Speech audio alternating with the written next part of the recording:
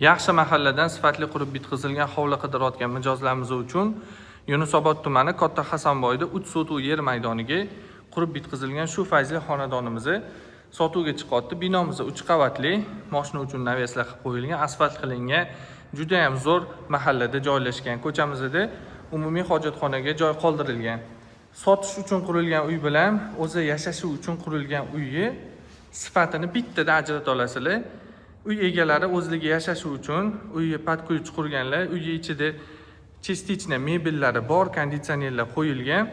Videomizda davomida sizlarga hammasini ko'rsatib tushuntirib beraman. Hozir sotadigan bo'lib qolibdilar, shunga uyimizda sotuvga chiqyapti. Ana ichki qismini ko'rsatib o'taman. 5 ta xona, 5 ta sanuzildan iborat, plus podvalimizda ham qo'shimcha xonalar bor. Kirishimiz bilan bizani shunaqa katta keng hol kutib oladi. Illyustralarga qaranglar.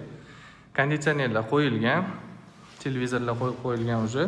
Chap qo'limizda bizani shunaqa chiroyli oshxona kutib oladi.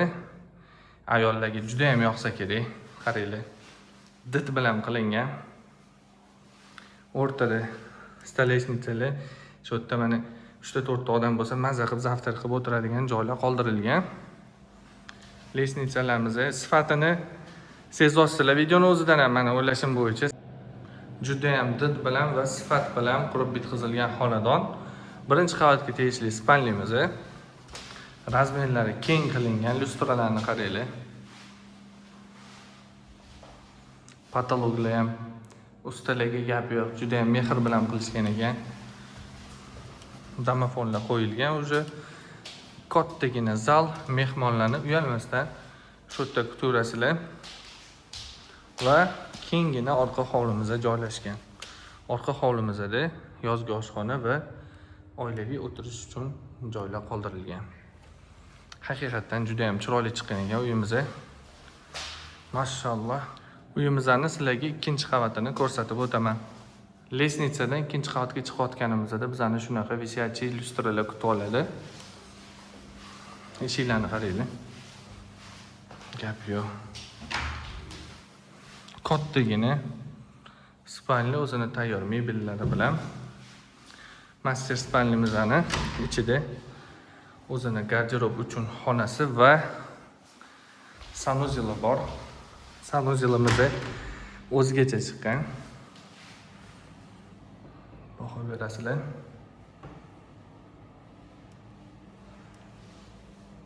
Kir mashinalar ham qo'yilgan va balkoni ham bor uyimizning.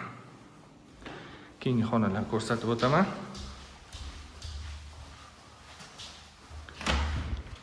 Yana bitta spalni.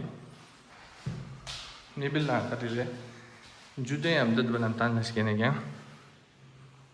Eshiklarimiz ham двойной. Oldi tomoni qora, orqasi shunaqa oq qilingan. O'rtada umumiy sanuzel, jakuzilari bilan va yana bitta spalnimizda joylashgan. Sizlarga podval qismimizni ko'rsatib o'taman. Lesnitsadan podval qismimizga tushganda shunaqa atmosfera kutib oladi. Remont haqiqatan yorborishgan ekan. Podvalga shuncha mehr bergan xonadonlar kamdan kam chiqadi. Oddiy patologini qaranglar, oppoq tekis qilib qo'yadi ko'pchilik. Bu yerda podvalni o'ziga shuncha mehr. Даже bu yerda o'zini katta zal qilib mehmon kutsanglar bo'ladi. Uyaladigan joyi yo'q. Bu tomon katta hol, bu yerda ham lyustralar o'zgacha.